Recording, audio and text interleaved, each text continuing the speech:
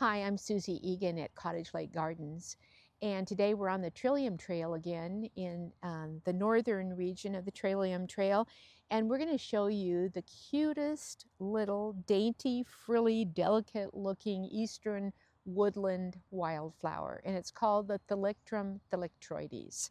And this is them right down here by my feet, and this is an interesting flower because it was first described in 1753 by Linnaeus, and he had called it the anemone thalictroides. And then 100 years later, they renamed it the Anemonella thalictroides, and then 100 years later, they named it Thalictrum thalictroides.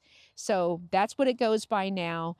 And it has the sweetest white flower, and it has foliage that looks like a thalictrum, or what people know as a meadow rue, and then it has a white flower that looks like an anemone flower. So that's why they had originally called it anemone thalictroides.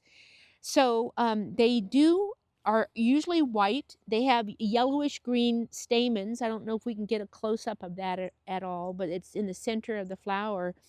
And sometimes the flowers are tinged pink, and we have one over here that's actually almost very dark pink, which is pretty cool. And there are cultivars of these, and we're going to talk about one of those cultivars next, which is called Thalictrum thalictroides Oscar Shoaf, or Shoaf's pink double. So this plant right here is a cultivar of the Thalictrum thalictroides, which is called Shoaf's double pink or Oscar Shoaf. It goes under either one of those names in the trade. So this is a rare, highly prized double form, pink pom-pom type flower. And it's got the same thalictrum-like foliage underneath it. So these are a double form of the straight species, and because they're doubles, and the reason that they are is because instead of having reproductive structures, they're replaced by additional petals. So unfortunately, that renders it sterile, and so it can't reproduce itself by seed because it can't make seed. So the only way that this plant, and this is why they're expensive, is they can only be reproduced by vegetative propagation, which means division. You have to actually divide the plant, or it can be reproduced by tissue culture as well. I usually get these plants from a wholesale nursery in Japan, but in the last couple of years we've been unable to import them in due to the tariff situation.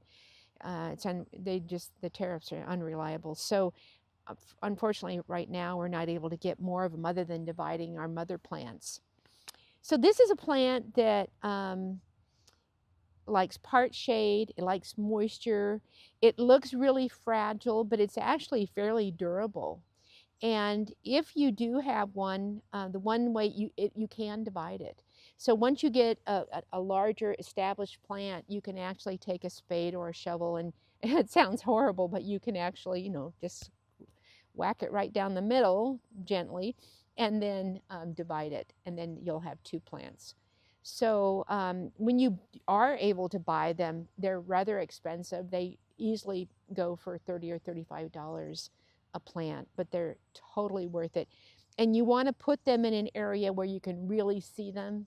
Like that would be in the front of a border bed, or they're great in woodland gardens, or just put it someplace by the front of your house where you'll certainly see it. So if you can get your hands on one of these, definitely this is a prize. It's like they call it the jewel of the woodland garden.